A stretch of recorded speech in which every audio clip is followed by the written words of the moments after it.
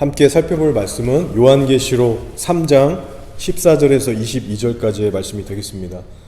미지근함의 죄에서 벗어나라 주제로 함께 나눌게요. 교도가실게요. 라오디게아 교회 사자에게 편지하라. 아멘이시오 충성되고 참된 증인이시오 하나님의 창조의 근본이시니가 이르시되 내가 내 행위를 아노니 내가 차지도 아니하고 뜨겁지도 아니하노라. 내가 차든지 뜨겁든지 그를 보다노라. 내가 이같이 미지근하여 뜨겁지도 아니하고 차지도 아니하니 내 입에서 너를 토하여 버리리라.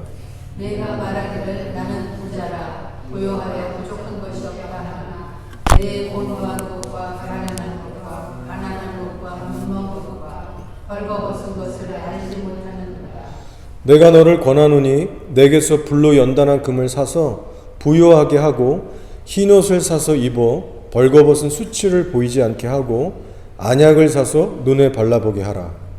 무릇 내가 사랑하는 자를 책망하여 준비하노니 그러므로 내가 열심을 내라 깨게 하라. 볼지어다 내가 문 밖에 서서 두드리노니 누구든지 내 음성을 듣고 문을 열면 내가 그에게로 들어가 그와 더불어 먹고 그는 나와 더불어 먹으리라. 이는 그에게는 내가 내 보좌에 함께 하여 주기를 내가 이기고 아버지 보좌에 함께 앉은 것과 같이 하리라. 귀 있는 자는 성령이 교회들에게 하시는 말씀을 들을지어다. 아멘.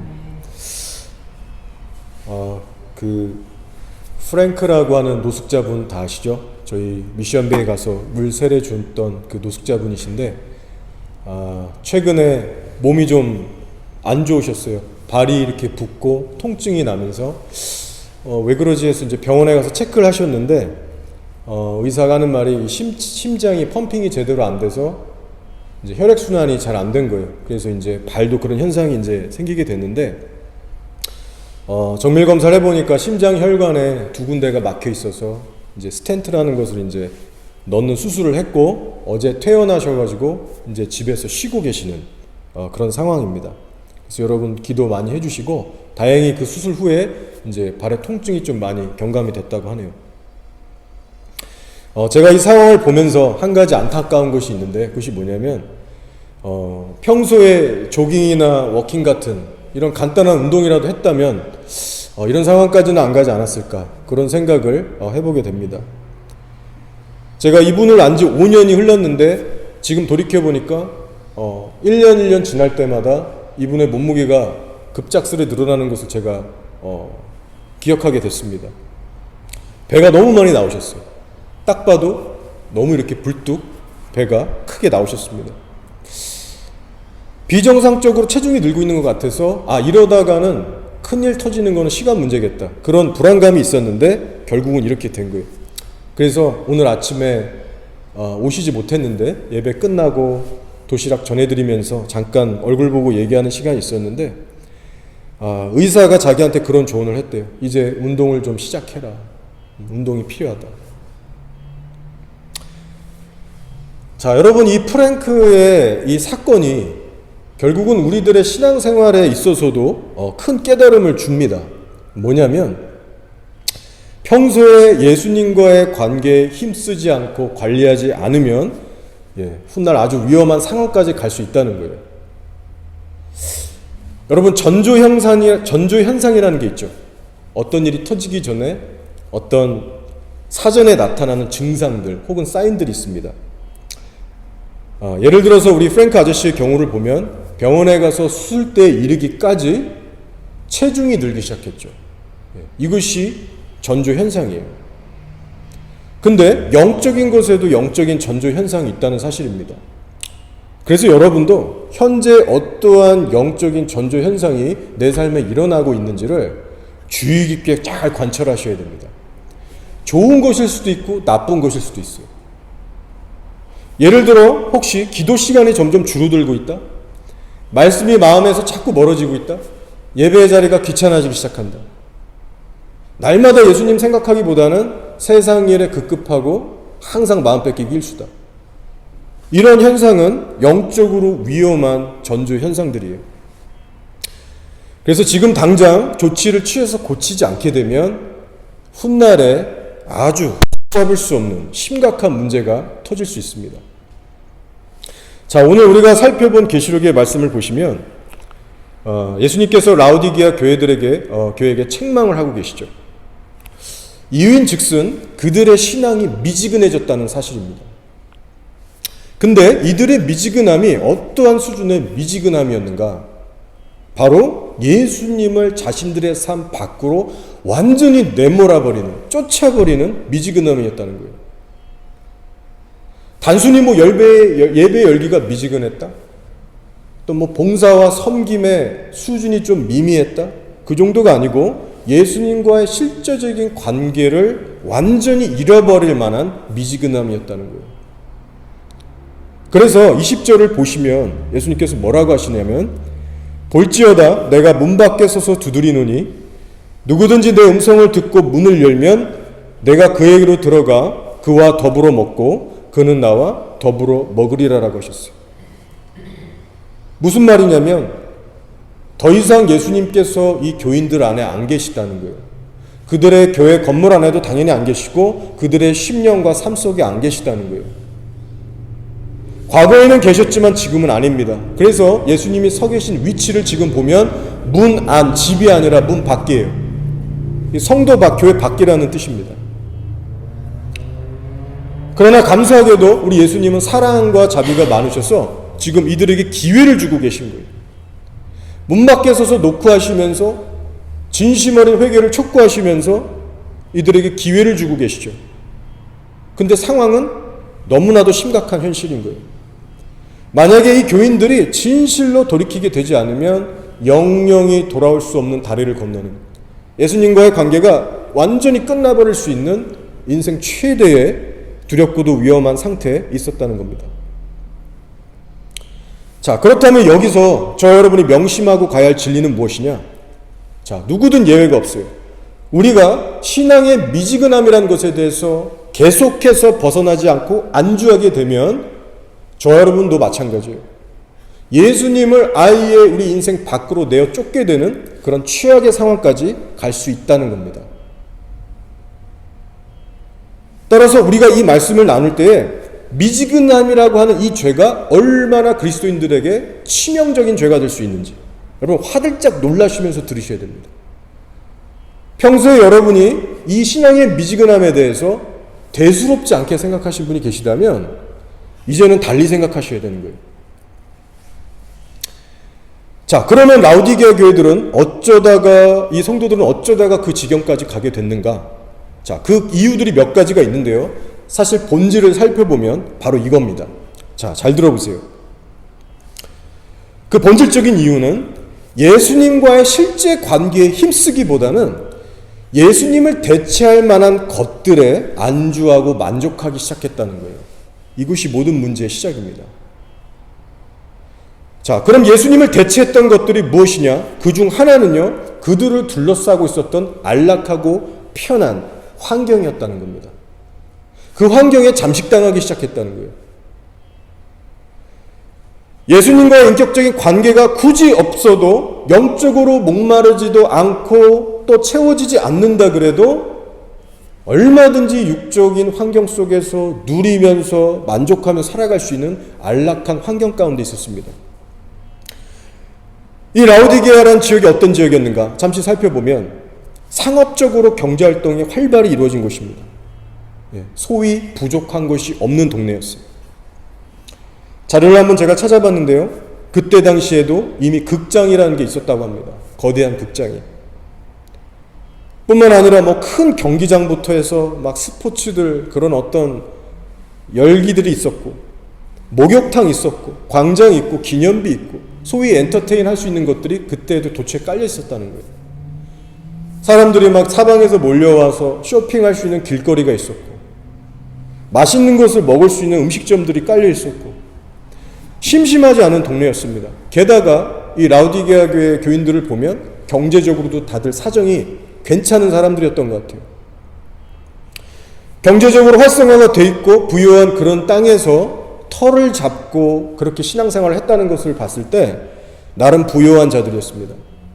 그래서 오늘 17절 말씀 초반에도 보면 이렇게 말씀 있죠. 그들 스스로 말하기를 나는 부자라 부요하여 부족한 것이 없도다. 부자라고 얘기하고 있습니다. 자, 이렇게 이들의 겉모습만 보면 여전히 예수님을 다 잘 믿고 있는 성도들이고요. 또 그때 당시 그들의 교회도 나름 꽤 유명했던 교회 중에 하나였고요. 심지어는 모든 성도들이 물질의 축복과 번영까지 누리고 있기 때문에 외부에서 보면은 그래도 성공한 그리스도인들이구나. 하나님께 축복받고 잘하고 있는 교회구나. 그런 인정을 받을 만한 교회로 보여졌을 수 있다는 겁니다. 자, 근데 주님께서 보시기에 어땠습니까? 정반대였어요. 안에서부터 썩어지고 변질되고 돌이키지 않으면 토에 내칠 수준에 이르렀다는 거예요. 자, 정리하면 왜 그들이 미진하게 되었는가? 그 요인 중 하나는 바로 환경적인 부요함과 편안함과 안일함이라는 울타리 속에서 서서히 무너져 갔다는 사실이에요. 여러분, 오늘날 전 세계적으로 볼 때 복음의 불이 꺼지지 않고 계속해서 타오르고 많은 사람들이 회심하고 돌아오는 그런 부흥을 겪고 있는 나라들은 어떤 나라들일까요? 여러분, 경제적으로 부유한 나라들이 아닙니다. 소위 제3세계들이에요.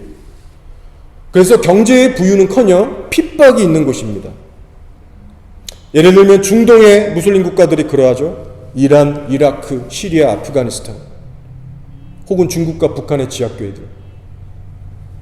지금 기독교의 탄압지수 탑5가 다 이 안에 들어가 있습니다. 근데 그곳에는요, 복음에 대한 열정이 있고 예배가 뜨겁고 순교자들이 계속 나오고 있어요. 반대로 교회가 쇠퇴하는 나라들은 어떤 나라들인가요? 부족한 것이 없는 부자들 나라들입니다. 유럽 교회들을 중심으로 해서 미국, 캐나다, 호주, 뉴질랜드, 그리고 한국, 이 부유한 국가들에 있는 교회들 안에는요, 더 이상 부흥의 불길이 보이지가 않아요. 물론 개인적으로 이렇게 지역적으로 교회마다 있을 수 있겠지만 예전의 과거의 그 영광스러웠던 부흥의 불길은 더 이상 보이지 않습니다. 그 이유는 오랜 시간 동안 세상의 부유함과 편리함과 안락함에 길들여져서 현재 영적인 미지근함에 빠져 있는 거예요. 심지어 동성애를 인정하는 교회법도요, 유럽 교회들 가운데서 가장 먼저 시작됐고 지금도 계속해서 조금 그래도 산다고 하는 나라들의 교회들에게 급속도로 퍼지고 있습니다. 여러분, 이런 차원에서 볼 때 경제적으로 부유하고 잘 사는 나라, 그런 환경에서 우리가 산다는 것이요, 절대적인 축복의 기준이 될 수가 없는 거예요. 자, 그러면 뉴질랜드에 살고 있는 저희들의 상황도 한번 살펴볼 필요가 있겠습니다. 세계적으로 잘 사는 나라에 속합니다, 이 나라도. 그래서 한편으로 우리가 하나님께 참 감사하기도 하죠. 이런 나라에 살 수 있다는 것이. 그러나 영적의 관점으로 한번 보게 되면 그만큼 우리들이 미지근해질 수 있는 그런 환경 속에 있다는 사실이에요. 이 땅에 하나님을 경외하는 사람들도 너무나도 없고, 전도하는 사람들도 솔직히 너무나 없고, 기도하는 사람들도 너무 줄어들고 있고, 문화와 정치, 사회, 종교 어느 구석을 봐도 세상에 물들기 좋은 동네지, 우리가 이 땅에서 무슨 신앙의 영감을 받고 무슨 자극을 세게 받을 수 있는 그런 상황은 아닌 거예요. 여러분이 아시다시피 현 총리가 동성애자들을 지지하는 그런 상황이니 말 다 한 겁니다. 저도 들은 얘기지만 지금 교회 안에서조차 심각한 일들이 벌어지고 있더라고요. 교회 어느 한 장로분이시래요. 남자분, 장로분이신데 술 먹고 카지노 가시고 음란 퇴폐업소 가서 진탕 즐기시다가 다음날 아무렇지도 않게 교회 오는 장로가 있다는 얘기를 제가 누군가에게 들었습니다. 이게 확인된 사실이겠죠. 하나님 앞에서 범죄하기를 두려워하는 교회들이 이 땅에 그렇게 많지 않은 것 같습니다. 제가 이번 주에 설교와 전혀 상관없이 사실은 에스겔서를 좀 묵상하게 됐어요. 근데 묵상하는 가운데 어떤 한 말씀이 저의 시선을, 마음을 사로잡게 됐고 잠시 멈춰서 묵상할 수밖에 없었습니다. 어떤 구절이냐면 에스겔서 9장 4절에서 6절 말씀인데 한번 들어보세요. 여호와께서 이르시되 너는 예루살렘 성읍 중에 순행하여 그 가운데서 행하는 모든 가증한 일로 말미암아 탄식하며 우는 자의 이마에 표를 그리라 하시고 그들에 대하여 내 귀에 이르시되 너희는 그를 따라 성읍 중에 다니며 불쌍히 여기지 말며 긍휼을 베푸지 말고 쳐서 늙은 자와 젊은 자와 처녀와 어린이와 여자를 다 죽이되 이마에 표 있는 자에게는 가까이 하지 말지니라. 내 성소에서 시작할지니라 하시매 그들이 성전 앞에 있는 장로들부터 시작하더라. 네, 이게 무슨 내용인지 여러분 아시는 분은 아실 겁니다. 이때 시대 상황이 어떤 상황이냐면 이스라엘은 이제 막 이미 죄악이 그냥 온 나라가 관영했고 하나님께서 막 바벨론으로 이제 유다의 차례가 돼서 이제 치시는데 에스겔은 이미 바벨론으로 포로로 끌려간 상태예요. 근데 그 바벨론에 있는 에스겔에게 어느 날 하나님의 환상이 임하셔서 이제 죄악이 관영한 유다를 치시겠다는 그 메시지를 주시는 거예요. 생생한 비전으로 보게 됩니다. 그런데 여러분 그 와중에 놀라운 말씀을 주고 계시는 거예요. 내가 일부의 어떤 그 특정한 사람들은 내가 살려둘 거야. 아직도 정신 못 차리고 회개하지 않고 범죄하는 유다 백성들 예루살렘을 내가 칠 건데 그 중에서 특별한 소수의 무리들은 내가 구원할 것이다. 근데 그런 그 자들이 어떠한 자들인가? 다시 한번 읽을 테니 들어보세요.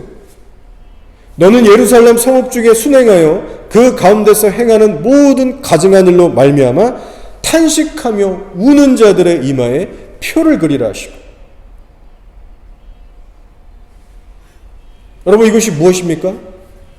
그때 당시 예루살렘의 죄악을 보고 들으면서 가슴치고 회개하고 애통해했던 백성들은 살려주시겠다는 거예요.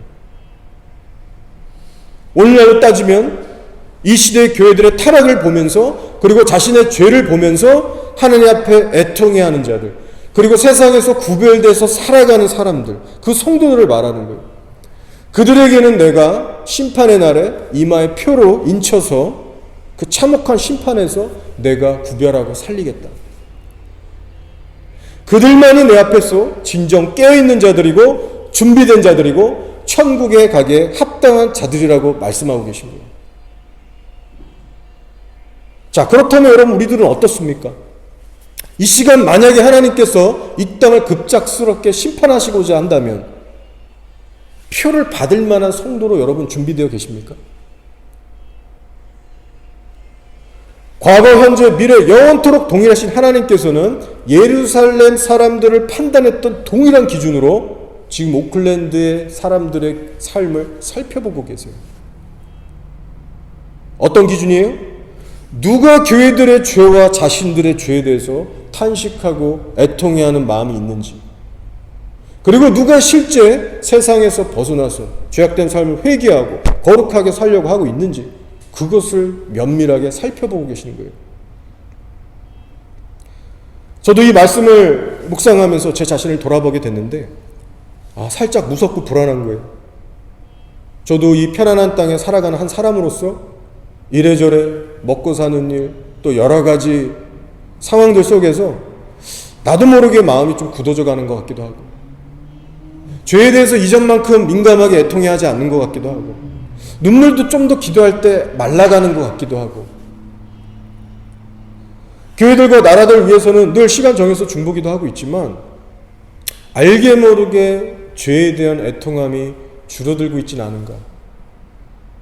하나님 앞에 다시 점검해 보는데요, 두렵고 떨리는 마음이 들면서 하나님 앞에 엎드리게 됐습니다. 정신이 바짝 차려지게 됐어요. 그래서 하나님께 이런 기도를 드렸습니다. 하나님, 이 시대에 무너져가는 우리 교회들의 죄, 그리고 나의 죄, 세상의 죄에 대해서 하나님, 내가 좀 더 가슴 애통해 할 수 있도록 하나님 은총을 내게 부어주십시오. 하나님의 마음을 새롭게 구하게 됐어요. 주님, 내가 세상의 어떤 화려함이나 안락함이나 타락한 문화, 그 어떤 것에도 내 시선과 마음을 지키길 원합니다. 주님, 근데 그것이 쉽지 않기 때문에 주님 도와주세요. 나를 새롭게 해주십시오.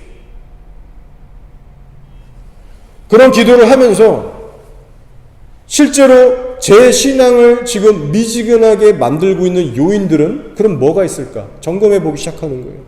어떤 게 있을까요? 아마 우리 공통적인 것 같아요.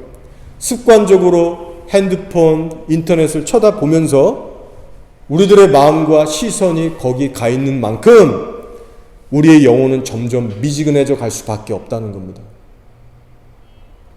꼭 인터넷이 아니더라도 생활의 염려, 재리의 유혹, 하나님이 아닌 세상의 것들에 우리들의 마음과 시선을 빼앗기고 있는 가운데 여러분, 죄에 대한 애통함이라는 것을 서서히 잃어가게 되는 거예요. 그렇게 사는데 어떻게 우리가 교회들의 죄를 생각하고 바라보겠습니까? 그런 시간적, 마음적 관심도 없는 거예요. 어떻게 우리가 죄를 생각하면서 울 수 있겠어요? 누구든지 예외가 없습니다. 예수 그리스도와 그분의 십자가에서 우리의 마음과 시선을 떼서 세상 것에 무엇인가에 우리가 꽂히는 순간부터 죄에 대한 애통함이라든가 구원의 감격 다 사라지게 되는 거예요. 이 시간 여러분에게 한번 질문해 볼게요. 여러분은 현재 영적으로 정말 목마르십니까? 24시간이라는 하루 동안 여러분의 중심이 어디에 가 있습니까? 이 땅이 영적으로 얼마나 황폐하고 어둡다는 거 여러분 이미 다 알고 계세요. 심지어 거의 모든 성도분들이 더 이상 오클랜드에 갈 교회 없다, 좋은 교회 없다 한탄을 하고 계십니다. 그런데 이 참담한 현실의 상황을 아는 것과 비례해서 저와 여러분의 심령이 얼마나 성령 안에서 애통해하며 비통해하고 있는가, 우리는 거기까지 가야 한다는 거예요. 여러분, 우리는 모순에 빠져서는 안 됩니다. 스스로 착각해서 안 돼요. 하나님은 어떠한 자에게 이마에 표를 찍어주시는가? 미지근한 자들에게는요, 이마에 표를 주시지 않는다는 사실이에요. 자, 그러면 우리가 미지근하지 않다는 증거가 뭘까요? 그것은 바로 하나님의 마음을 공유하면서 살아가는 그 내적인 증거가 있는 자이고, 그로 인해서 외적인 삶에서도 열매가 맺혀 있는 성도입니다. 그 내적인 증거와 외적인 삶의 열매들이 있는 자들이 미지근한 자가 아닌 거예요. 미지근한 자들은 이 땅의 죄들을 바라보면서 자신의 죄를 깨달으면서 애통해하지 않습니다. 오히려 라오디게아 교인들처럼 나는 현재 부유한 자다, 나는 부자다, 부족한 것이 없다, 그렇게 현실의 삶에 만족하면서 하루하루 살 뿐이에요. 그렇게 교회에 나오는 걸 반복할 뿐이에요. 세상을 바라볼 때 지극히 인간적인 기준으로 바라봅니다. 가슴 치지 않아요. 따라서 이 시간 여러분 안에 이 땅의 죄, 교회들의 죄, 그리고 여러분 자신의 죄에 대해서 어느 정도의 내적의 고통과 아픔이 있는지를 성령 안에서 한번 살펴보시기 바라고, 혹시 그 마음이 너무나 부족하다라고 솔직히 느끼신다면 이제부터라도 하나님의 그 마음을 간절히 기도로 구하셔야 됩니다.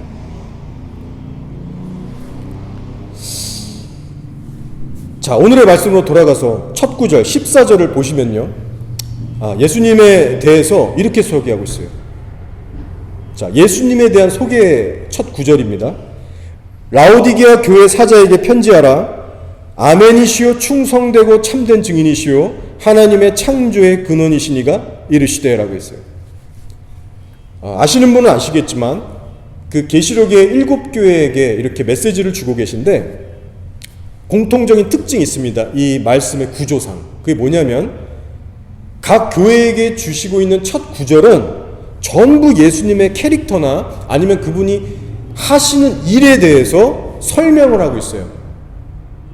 근데 그 내용은 조금씩 다 다릅니다. 왜냐하면 각 교회의 상황에 맞게끔 조금씩 다르게 자신을 계시하셨어요. 각 교회마다 회개할 죄들이 다 다르고 상황이 다 다르기 때문에 각 교회가 바라봐야 될, 그리고 인식해야 될 예수님의 어떤 성품 혹은 그분이 행하실 일에 대해서 맞춤형으로 주신 거예요. 자, 그러면 라오디게아 교인들이 인식하고 바라봐야 할 예수님은 어떤 분이셨는가? 자, 14절에 나와 있는데 순서대로 정리해보면요, 핵심 단어가 뭐냐? 아멘, 충성, 참된 증인, 그리고 창조의 근원입니다. 그래서 풀면 이런 뜻이에요. 예수님을 소개하는데 예수님은 어떤 분이냐? 하나님 아버지의 말씀이라면 무조건 아멘하시고 순종하는 하나님이시, 그런 예수님이라는 거예요. 그리고 그렇게 범사에 충성하셨던 분이고, 또 언제나 타협되지 않은, 사람을 기쁘게 하지 않은 참된 말씀만을 전하셨던 참된 증인이라고 설명하고 있는 거예요. 그리고 마지막으로는 이 예수님은 바로 우주 만물을 창조하신 창조의 근원이시다, 이렇게 설명이 되겠습니다. 자, 그러면 여기는 어떤 의미가 있겠습니까? 왜 이 말씀을 굳이 라오디게아 교인들에게만 하는 걸까요? 이런 뜻이 있는 거예요. 너희 라오디게아 교인들아, 너희가 지금 세상의 안락함과 부요함과 편리함에 빠져서 나 예수가 너의 인생자리에서 완전히 지금 벗어나게 됐어. 나에 대한 절대적인 순종과 충성, 그리고 신실한 증인의 삶, 너희들은 그 모든 것들을 지금 잃어버렸다. 그러니 이제는 너희들이 그렇게 좋아하고 매여있는 세상 것들을 다 버리고 그 세상 전부를 창조한 나, 모든 세상의 근원인 나를 바라봐야 된다, 그렇게 말씀하고 계십니다. 동시에 경고를 하시죠. 그러나 만약 너희가 회개하고 돌이키지 않는다면 어떻게 되느냐? 무서운 경고를 주셨어요. 이렇게 말씀이 나옵니다. 내가 내 행위를 아노니 내가 차지도 아니하고 뜨겁지도 아니하도다. 내가 차든지 뜨겁든지 하기를 원하노라. 내가 이같이 미지근하여 뜨겁지도 아니하고 차지도 아니하니 내 입에서 너를 토하여 버리리라. 자, 이 말씀을 하셨을 적에 그때 당시 라오디게아 교인들은요, 무슨 말인지 한 번에 이해를 했습니다. 자, 배경은 이래요. 라오디게아를 중심으로 해서 북쪽 쪽으로 가면은 히에라폴리라고 하는 곳이 있었는데 온천수로 유명했습니다. 뭐 피부병에도 좋고 몸에도 유익한 그런 뜨거운 눈병에도 효과가 있는 온천물로 유명한 곳이 있었어요. 히에라폴리라고 하는. 그리고 라오디게아를 중심으로 해서 밑으로 좀만 가보면 골로새라는 지역이 있는데, 이 지역은 사람들의 갈증을 시원하게 해결해주는 시원하고 차가운 그런 냉수가 찬물이 나는 곳으로 유명했습니다. 자, 그런데 문제는 뭐냐면 이 두 곳으로부터 라오디게아로 들어오는 수로가 중간에 합쳐지게 되는데요, 어떻게 되겠습니까? 찬물과 뜨거운 물이 중간에 만나기 시작하면서 문제가 생기는 거예요. 불순물들이 서로 섞이게 되면서 그때부터는 생수로도 마실 수 없는 역겹고 미지근한 물이 되고 다 식어 빠지는, 그래서 온천물로도 쓰기에 적합하지 않은, 아무짝에도 쓸모가 없는 그런 미지근한 물이 된 겁니다. 여러분, 핵심은 이거예요. 예수님께서 말씀하는 핵심은 너희가 차가운 생수로서 사람을 이롭게 하는 그런 어떤 생수의 역할을 하든지, 아니면 피부병이니 안병이니 그런 것들을 고칠 수 있는 아주 뜨거운 온천물이 되든가, 한마디로 크리스천답게 빛과 소금으로 살라는 말씀인 겁니다. 그러나 회개하고 돌이키지 않으면 토에 내치리라. 어떤 의미죠? 주님과의 관계가 완전히 끊어지면서 결국 심판을 받게 된다는 말씀이에요. 자, 그래서 여러분, 이 말씀을 어떤 말씀과 연결이 되고 있냐면 마태복음 5장 13절의 말씀과 일맥상통하는 말씀입니다. 어떤 말씀인지 읽어드릴게요. 예수님께서 이렇게 말씀하셨어요. 너희는 세상의 소금이니 소금이 만일 그 맛을 잃으면 무엇으로 짜게 하리요? 후에는 아무 쓸데없어 다만 밖에 버려져 사람에게 밟힐 뿐이니라 라고 하셨어요. 자, 토에 내치리라, 밖에 버려져 사람에게 밟힐 뿐이니라, 다 같은 뜻입니다. 예수님으로부터 버려진다는 것이고 결국 지옥의 심판을 받게 된다는 말씀입니다. 참 두렵기도 하고 정신 바짝 차리게 해주는 그런 말씀입니다. 자, 그래서 오늘 라오디게아의 말씀을 돌아가면 예수님의 포지션이 지금 어디냐? 교회에서 쫓겨나서 문 밖에 있는 상태예요. 그리고 문 밖에서 성도들 향해서 지금 진단을 내리시는데 뭐라고 하시느냐? 여러분, 너무나 충격적이죠? 17절이에요. 너희가 말하기를 나는 부자라 부유하여 부족한 것이 없다 하나 내가 보니까 내 곤고한 것과 가련한 것과 가난한 것과 누부한 것과 벌거벗은 것을 너희가 알지 못하는도다라고 선포를 하셨어요. 지금 예수님과의 교제가 완전히 단절된 상태이기 때문에 사실은 당연한 결과입니다. 이들은 모르고 있었지만. 어떤 상태냐? 곤고하고 가련하고 가난하고 장님이고 나체예요. 벌거벗은 상태. 여러분, 더 이상 최악의 표현을 할 수가 없을 정도로 최고의 완전 영적으로 파산난 상태인 겁니다. 그러니 이런 상태에서 여러분 철저히 회개하고 돌이키지 않으면 어떻게 천국 갈 수 있겠어요? 우리가 육적인 질병으로 따지면요, 암으로 볼 수 있는데 그것도 말기암이에요. 말기암. 도저히 손을 쓰기가 어려울 정도로 그런 심각한 말기암인 겁니다. 그래서 예수님께서 주신 처방이 뭐냐면 아주 기초적이고 핵심적인 것들, 본질적인 것들부터 다시 시작하라고 권고하고 계세요. 자, 그 말씀이 18절에 나옵니다. 내가 너를 권하노니 내게서 불로 연단한 금을 사서 부요하게 하고 흰옷을 사서 입어 벌거벗은 수치를 보이지 않게 하고 안약을 사서 눈에 발라보게 하라. 무슨 의미가 되겠습니까? 세상 것으로 부유하고 안전하다 만족했던 너희들은 이제 금과 같이 순수한 나의 말씀들로 다시 새롭게 부유해져야 된다. 나의 정금과 같은 말씀으로 너의 내면을 갈아엎고 새롭게 채워라. 세상적인 가치가 완전히 뜯어 고치고 변화되라는 거예요. 말씀으로 인해서 진정한 영적으로 부유한 자들이 되거라. 그리고 이어지는 말씀은 흰옷을 사서 입어 벌거벗은 수치를 보이지 않게 하라고 하셨어요. 바로 문 밖으로 쫓아낸 나 예수를 다시 영접해서 벌거벗고 있는 너의 몸을 나 예수만이 줄 수 있는 의의 옷으로 다시 단장하고 그렇게 살라는 거예요. 자, 근데 이 말씀에는요, 단순한 영접 기도만 포함되어 있는 게 아니고 요한계시록 19장에서 얘기하듯이 성도들의 옳은 행실이 곧 세마포라고 얘기했듯이 이제 너의 남은 인생은 내 안에서 죄들을 버리고 거룩하게 살아야 된다. 그런 의미가 함께 포함되겠습니다.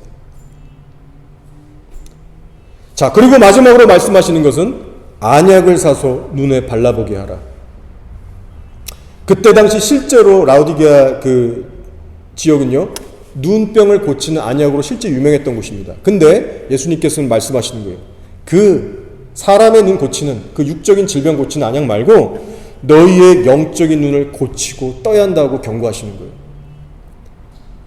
앞서 말씀하신 것처럼 나 예수와의 진실된 교제를 회복해서 그 영안을 뜨고 살라는 겁니다. 자, 이제 말씀을 정리하며 마치겠습니다. 여러분, 오늘의 말씀을 통해서 어쩌면 우리들이 너무나도 이 교회 시대에 가볍게 여길 수 있는 신앙의 이 미지근함이라는 것. 근데 이 미지근함이라는 것이 우리가 그대로 방치하고 해결하지 않을 때 얼마나 치명적이고 무서울 수 있는지를 다시 한번 깨닫는 시간이 됐으면 좋겠습니다. 여러분 꼭 기억하세요. 신앙의 미지근함이라는 것이 계속해서 해결되지 않고 쌓이게 되면 반드시 예수님을 우리 인생 자리, 주인의 자리에서 완전히 내어쫓는 그 최악의 상황까지 이룰 수 있다는 것을 여러분 꼭 기억하시기 바랍니다. 따라서 신앙이 왠지 예전과 같지 않고 미지근함이 느껴질 때 여러분 절대로 미루지 마시고 방심하지 마시고 곧장 하나님 앞에서 회개하고 회복을 힘쓰시는 여러분 모두가 되시기를 축원드립니다. 자, 그리고 또 한 가지는요, 현재 저와 여러분이 살아가고 있는 이 둘러싼 우리의 환경이 결코 좋지 않다는 것을 다시 한번 상기시켜 드립니다. 뉴질랜드의 자연이 아름답고 복지 혜택이 좋고 여러분 공기가 맑고 여러분 이런 거 다 필요 없습니다. 영적으로 보면 하나님의 진노하시는 땅이에요. 우리 주변에 수많은 악인들이 있고요, 의인들의 숫자는 찾아보기 힘든 땅입니다. 사회, 문화, 가치관 어딜 봐도 악한 것 투성이에요. 따라서 여러분 우리가 처한 이 삭막한 현실에 대해서 바로 인식하시면서 그리고 더 나아가셔서 이런 환경 속에서도 끝내는 여러분 물들지 않고 하나님 바라보면서 순수한 믿음 지키고 사명 충성 감당할 수 있도록 그에 걸맞는 신앙의 자세와 결단을 하루하루 여러분 챙기시면서 그렇게 꼭 살아가시기를 축원드립니다. 여러분 중요한 것은요, 우리가 이 땅에 힘을 잃어가고 타락해가는 목사 탓, 성도 탓, 어떤 환경 탓 할 수 없다는 거예요. 더 이상 남 탓, 환경 탓 할 수 없습니다. 핵심은 무엇이냐? 바로 내 자신부터 변화되고자 하는 데 있습니다. 이것이 미지근함을 탈출하는 첫 번째 단추예요. 오늘 예수님께서 주신 말씀을 기억하세요. 이것은 여러분 한 명 한 명에게 다 해당되는 말씀으로 받으셔야 됩니다. 그리고 실천하실 때 미지근함에서 벗어날 수 있어요.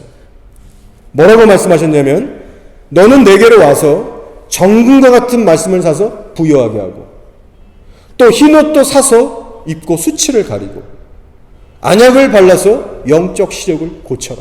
여러분, 미지근하지 않으려면 이 말씀대로 사셔야 됩니다. 아무리 이 땅의 교회들이 망해가고 갈 교회가 더 이상 없고 아무리 상황이 더 악화돼도 여러분이 이 예수님이 주신 말씀에 개인적으로 순종해 나간다면 여러분에게 소망이 있는 것이고요. 또 예수님의 거룩한 신부로서 심판날이 두렵지 않은 그런 준비된 성도로 살아가실 수가 있게 됩니다. 결국 신앙의 미지근함이라는 것은 예수님과 나 1대1의 친밀한 관계로서만 풀 수 있다는 것, 이것을 꼭 기억하시기 바라요. 아무리 좋은 교회라 할지라도, 훌륭한 목사님들 안에 있다 할지라도 누군가가 여러분을 대신해서 결코 해결해 줄 수 없습니다. 자, 마지막으로 예수님이 하신 말씀을 가슴에 새기기 원합니다. 21절에서 이런 결론적인 말씀을 주고 계시죠. 자, 이기는 그에게는 내가 내 보좌에 함께 하여 주기를, 내가 이기고 아버지 보좌에 함께 앉은 것과 같이 하리라. 예수님께서 당신께서 이미 이기신 예를 드시면서 너희 성도들도 이겨야 한다고 말씀하십니다. 어떤 이김이냐? 바로 자기의 생명까지 부인하면서 끝까지 십자가를 지신 자기 부인, 자아에 대한 이김을 말씀하고 계신 겁니다. 즉 여기서의 이김이란 자기 부인, 자기 십자가예요. 결국 내 자신을 정복해야만 세상을 이길 수 있다는 말씀이 됩니다. 자, 그래서 그렇게 자기 부인의 끝까지 충성하신 예수님을 하나님 아버지께서 어떻게 갚아주셨는가? 죽음에서 다시 살리셨죠. 하늘로 승천하게 하셔서 영원히 자기 곁에 두셨습니다. 그래서 예수님은 우리 성도들에게 지금 동일한 말씀을 하고 계시는 거예요. 너희도 나처럼 자기 십자가를 끝까지 내려놓지 않고 끝까지 생명 다해 충성하게 되면 너희도 내가 부활시킬 거고 끝날에는 천국에서 나와 함께 왕처럼 다스리게 될 거예요. 우리를 늘 응원하시고 도우려 하시는 예수님께서 사랑의 마음으로 그렇게 이기는 자들이 되라고 간절히 말씀하고 계십니다. 사랑하는 교우 여러분들, 이것은 사람의 말이 아니에요. 사람의 말이 아니고 예수님의 입에서 나오고 있는